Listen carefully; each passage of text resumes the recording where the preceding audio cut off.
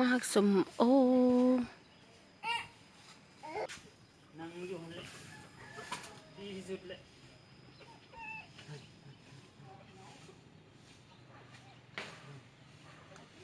มาสกัดเลย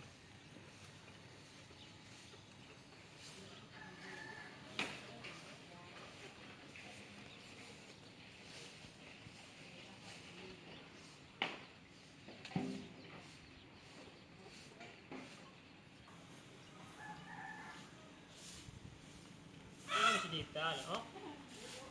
ออกมาไปยังไงนะเฮ้ยนี่นะ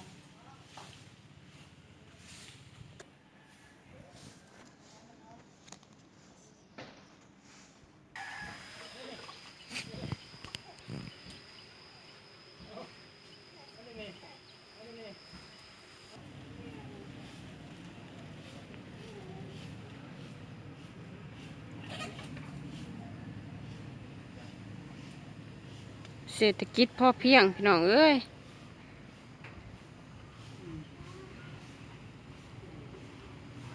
เห็นบ่มักสมโอพี่น้องเห็นบ่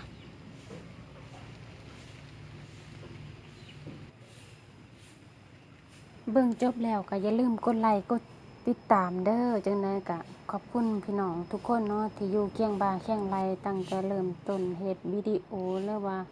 เฮ็ดคลิปลง YouTube เนาะขอบคุณเด้อพี่น้องขอบคุณจากใจขอบคุณจ้าสบายดี